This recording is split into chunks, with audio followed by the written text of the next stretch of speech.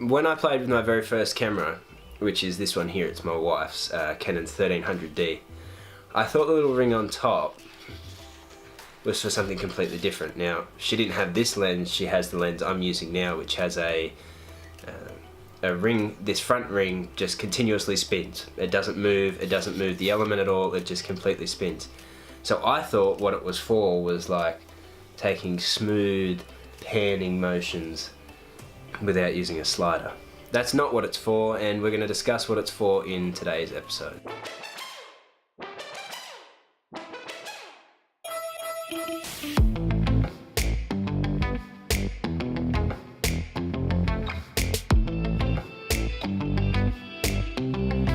How's it going, everyone? My name's Logan and welcome to another tutorial. Today we're talking all about why you should learn how to use your manual focus as soon as possible. So as you may have guessed from the intro, this little ring on top has nothing to do with smooth panning motions. In fact, what it is, if you have a lens that has an autofocus or manual focus mode, when you switch that button to manual focus, you can use this ring on the front to change the focal plane. For example, if I were to move this ring this way, I go out of focus. And if I move it back this way, I'm in focus and then out of focus, but everything behind me is in focus, right? Let me just rebalance it now. There we go, perfect.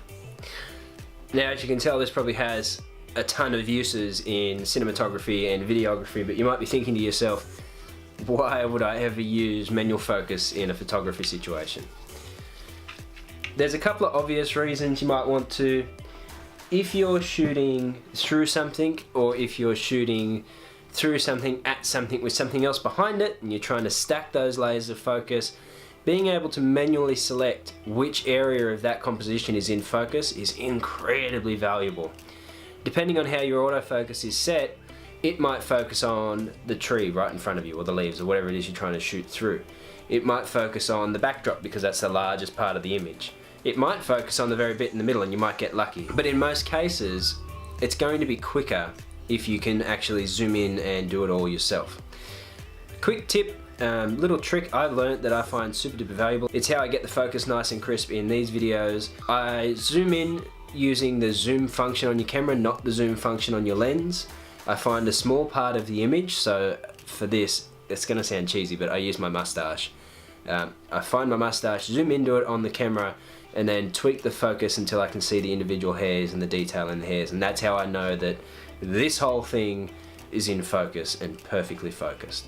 You can do the same thing with a landscape. You can zoom into a building, for example, as close as you can zoom on your camera, not on your lens, and then tweak the focus until you can see the details in the bricks, or the details in vines or plants, or whatever it is that you're trying to shoot. Now, the other probably more subtle, more niche, it's not really subtle, it's more of a niche use for manual focus, is when you're in poorly lit settings. Just the other week I had an in-home newborn shoot and the client's house was not well lit at all,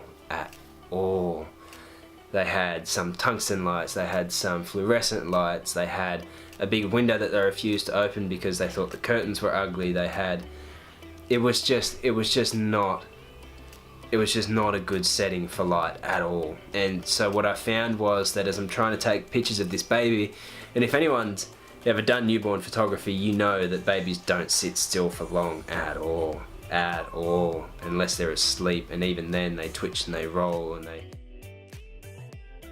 My point being, I didn't have long to stuff around with the autofocus at all, and I knew if I was going to rely on it for that entire shoot, I was going to miss a lot of photos because they'd be out of focus, whatever. So what I had to do in order to guarantee that I got the shots that I needed to get was switch off the autofocus and manually focus every photo I took. I tried every now and again to switch the autofocus back on because obviously it's quicker, but I think honestly if I hadn't had so much practice with manual focusing in the past, I would have been in a lot of trouble on that shoot. I would have been in a lot of trouble. I didn't want to bump the ISO too high because I didn't want noise in the photos. It was already at like 800, 400 when the focus was failing me. If I go much higher on this camera, it's grainy as a beach, like just sandy. everywhere on the picture. It's not nice. It's not what I wanted to give to the clients. It wasn't professional, so I had to manual focus. But in the end, the photos turned out absolutely great. The quality of your autofocus does also depend on what camera you're using. I'm using a Canon 700D, which is like mid-tier entry-level kind of thing.